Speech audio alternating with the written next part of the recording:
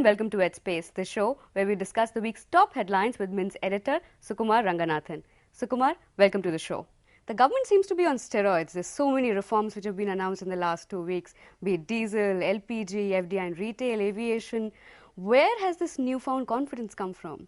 See, it's interesting because suddenly everything seems possible, right? You look at what they've done, and you also look at what they're hinting at.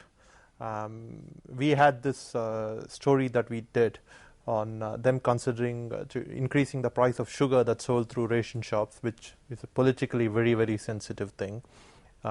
There's a buzz in Mumbai that the Reserve Bank of India believes that the government may be moving ahead with this new banking licenses that they've been speaking about, which will require a change in law and other things, but still significant. We carried this other story about possible increase in the foreign investment levels in insurance and pension funds.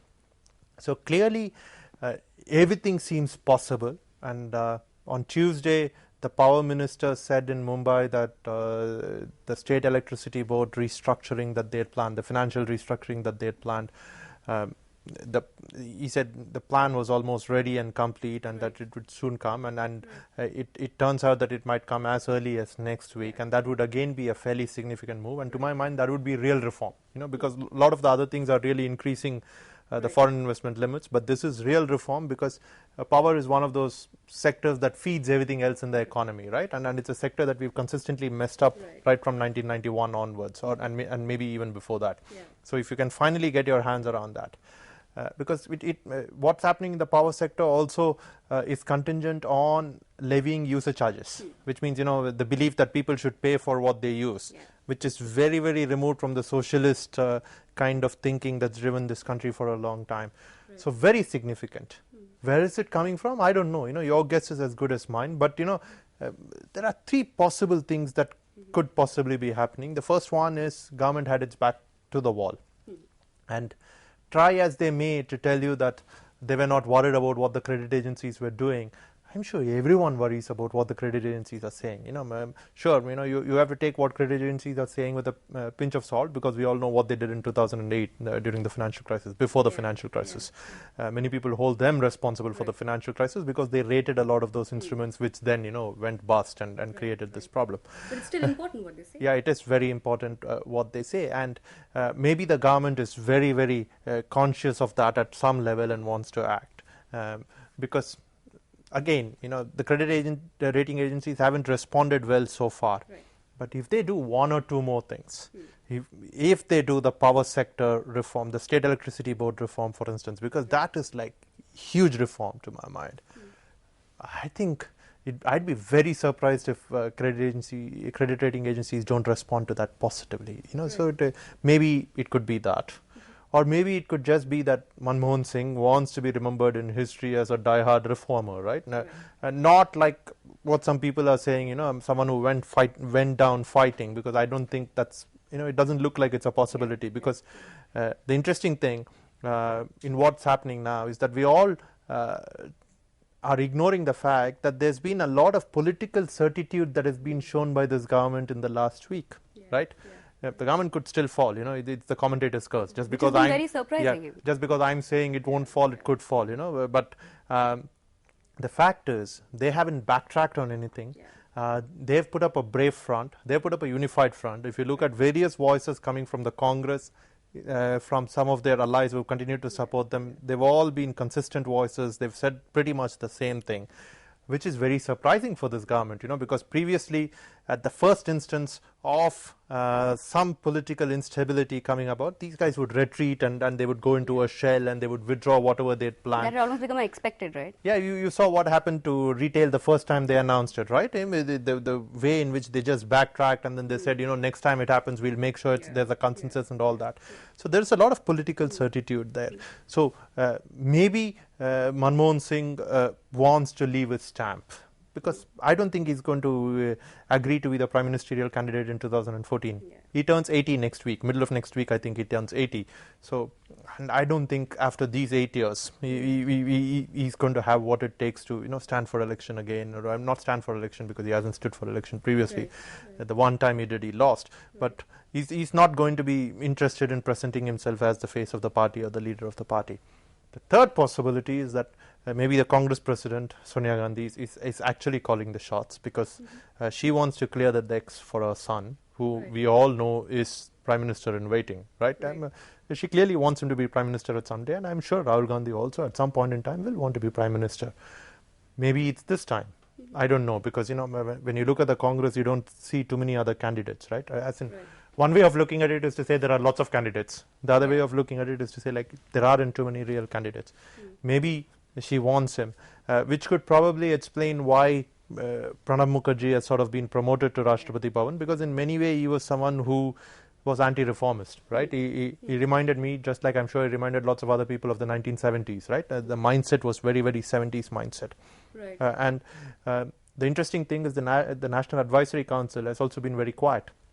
And this is the body which, since 2004, has introduced a lot of populist schemes which aren't really fiscally responsible, right? I'm all for populism. I think India has a large number of underprivileged people, large number of poor people. You have to take care of them. It's the state's responsibility to take care of them. But I also think the only way the state will have enough money to take care of them is if it focuses on growth.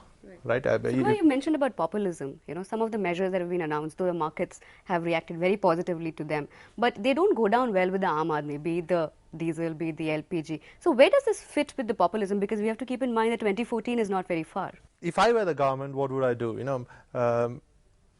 Introduce a rash of reforms, and it is a rash, because you look at the frequency at which it's come, it is a rash. And starting early next year, move down the road to populism, because next budget is likely to be a populist budget, because it's the last budget before the elections, almost the last budget before the election, because I have a strong feeling that the year after elections will be announced, it will be a vote on account. So it makes sense for the government that comes in to present the budget rather than the government that goes out to present the budget. So that will be a vote on account. So next year will probably be the last budget before the elections. It will be hugely populist. So if they have to get the economy in order, they have this 3-4 month window till December to get it in order, because January onwards everyone's going to be in election mode, and there are a lot of populist things they can do. You see, like I told you, populism doesn't hurt. Populism in the absence of growth hurts, because then where does the money come? Where's the money going to come from? If you don't have the money to fund all the populist schemes that you've launched, obviously your finances will be a mess, which is exactly what we are seeing now. Had the economy been growing at 9.5%, your tax revenue would have been buoyant, your finances would have been healthy, your fiscal deficit wouldn't be in danger of exceeding the 5.1% of GDP number this year, and 5.1% itself is significant. So, there would have been an entirely different scenario had we been growing at even in excess of 8%. But we are not, and this year will probably grow at 5.5%. So you need money for those populist measures, and I think what's happening now will probably help. So you do these, you get the economy in shape.